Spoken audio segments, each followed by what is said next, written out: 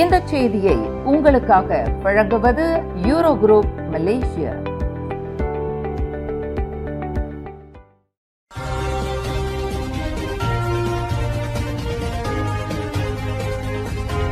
வணக்கம். திசைகளின் 5 மணி செய்திகள். உலகளாவிய சிக்கல்கள் ஏற்படும்போது வட்டார நிலையிலான பொருளாதார ஒருங்கிணைப்பை ஆசியான் வலுப்படுத்த வேண்டும். ஆசியானில் வெளி விவகார அமைச்சர்கள் சந்திப்பு கூட்டத்தில் அமைச்சர் முகமது அசான் வலியுறுத்து. அமெரிக்கா சீனா வர்த்தக போர், காலநிலை மாற்றம், விரைவான தொழில்நுட்ப மாற்றங்கள் உள்ளிட்ட தீவிரமடைந்து வரும் உலகளாவிய இடையூறுகளுக்கு மத்தியில் ஆசியான் உடனடியாக சுற்று வட்டார பொருளாதார ஒருங்கிணைப்பையும் கூட்டு பின்னடைவையும் வலுப்படுத்த வேண்டும் என்று வெளியுறவு அமைச்சர் முகமது அசான் கூறினார். பெரும் ஆற்றல் வாய்ந்த நாடுகளுக்கிடையிலான போட்டி, உலகளாவிய நிலையில் ஏற்படும் மாற்றங்கள் ஆகியன சுற்று வட்டார நிலப்பரப்பை சீர்குலைக்கும் ஆற்றலை கொண்டுள்ளன. ஏனெனில் ஆசியான் நாடுகள் அமெரிக்காவின் வரிகள் காரணமாக மிகவும் பாதிக்கப்பட்டுள்ளன.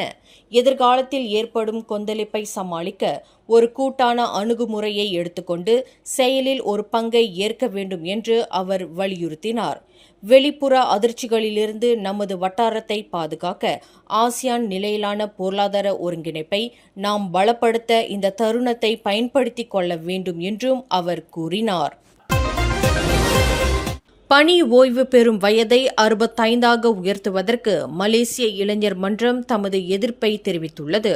இந்த நடவடிக்கை நாட்டின் இளைஞர்களின் வேலை வாய்ப்பையும் வளர்ச்சியையும் எதிர்மறையாக பாதிக்கும், சமூக பொருளாதாரத்தில் பெரும் தாக்கத்தை ஏற்படுத்தும் என்று அதன் தலைவர் முகமது இசாட் அஃபிஃபி அப்துல் ஹமீட் தெரிவித்துள்ளார்.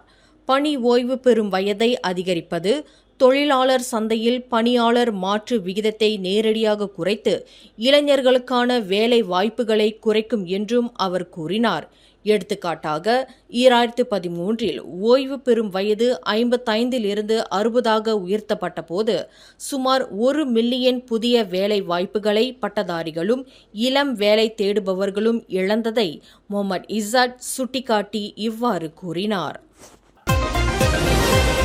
நாட்டின் உணவு பாதுகாப்பை மேம்படுத்த செயற்கை நுண்ணறிவிலும் நவீன தொழில்நுட்பத்திலும் கவனம் செலுத்தி வருகிறது விவசாயம் உணவு பாதுகாப்பு அமைச்சு.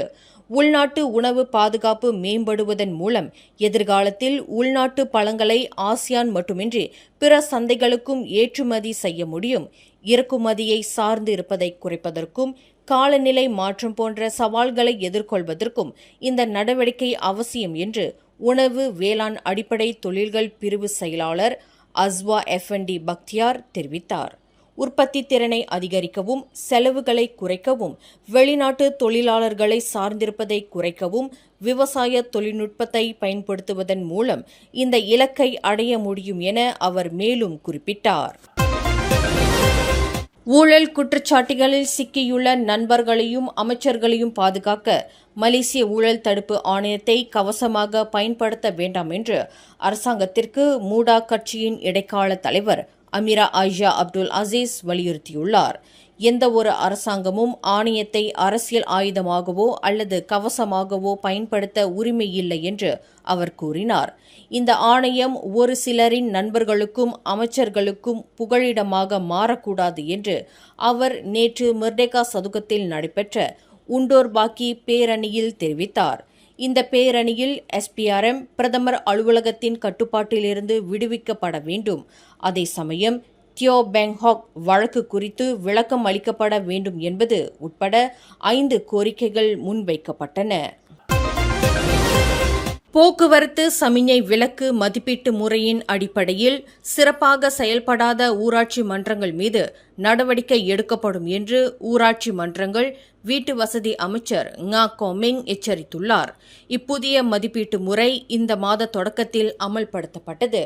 சிவப்பு நிறத்தில் குறிக்கப்படும் ஊராட்சி மன்றங்களின் நிதி ஒதுக்கீடு ரத்து செய்யப்படும் என்றும், மஞ்சள் நிறத்தில் குறிக்கப்படுபவர்களின் நிதி குறைக்கப்படும் என்றும், ஆனால் பச்சை நிறத்தில் குறிக்கப்படுபவர்களுக்கு கூடுதல் நிதி ஒதுக்கப்படும் என்றும் அவர் குறிப்பிட்டார். சிவப்பு நிறமாக குறிக்கப்படும் ஊராட்சி மன்றங்களின் தலைவர்களும் செயலாளர்களும் ஆலோசனைக்காகவும் மேம்பாட்டு பயிற்சிக்காகவும் அழைக்கப்படுவார்கள். இது ஊராட்சி மன்றங்களின் செயல்பாட்டை மேம்படுத்துவதையும் பொதுமக்களுக்கு சிறந்த சேவைகளை வழங்குவதையும் நோக்கமாக கொண்டுள்ளது என ngா கோமிங் தெரிவித்தார்.